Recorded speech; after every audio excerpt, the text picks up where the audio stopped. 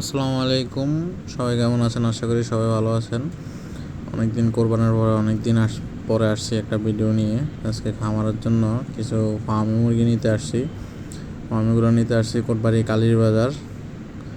তো এখান থেকে 60 পিস ফার্মি মুরগি নিয়ে যাব। তো বাচ্চাগুলো প্যাকেটিং হচ্ছে, দেখেন যে এগুলো হচ্ছে 2.5 মাস বয়সের, একদম সম্পূর্ণ ভ্যাকসিন কমপ্লিট করা বাচ্চা। এই বাচ্চাগুলো প্যাকেট করা হয়েছে, এখন সুন্দর করে গাড়িতে তুলে বাড়ির দিকে নিয়ে যাব। বাচ্চাগুলো খুব সুস্থ সবল। তো গাড়িতে করে বাচ্চাগুলো আমার বাসায় নিয়ে আসছি।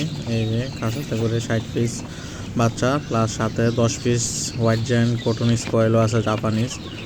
এই যে বাচ্চাগুলো দেখেন, মুরগির বাচ্চাগুলো মাশাআল্লাহ খুব সুন্দর সুস্থ সবল বাচ্চাগুলো। এই যেগুলো হচ্ছে হোয়াইট জায়ান্ট কটনিসের বাচ্চা।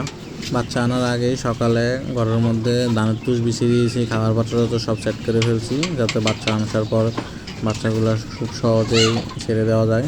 সকালে বৃষ্টি ছিল, তাই এখন পর্দাগুলো তুলে দিছি।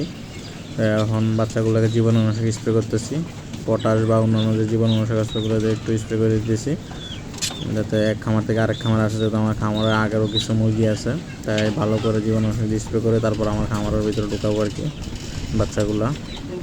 যে জীবাণুনাশক করা শেষ, এখন আস্তে আস্তে আনবক্সিং করতেছি। মাশাআল্লাহ বাচ্চাগুলো খুব সুস্থ সবল। এই যে দেখেন বাচ্চাগুলো সাইজ কোয়ালিটি দেখেন, মাশাআল্লাহ। এগুলো আমি ডিমের জন্য রেডি করব। এখানে 52 পিস মেয়ে বাচ্চা আর 8 পিস পুরুষ বাচ্চা আছে। ডিমের জন্য করব এগুলোকে। তো ডিম পর্যন্ত আসছে কত টাকা খরচ হয় এগুলো আপনাদের সাথে শেয়ার করব। ভিডিওগুলো ভালো লাগলে অবশ্যই লাইক, কমেন্ট এবং সাবস্ক্রাইব করে রাখবেন।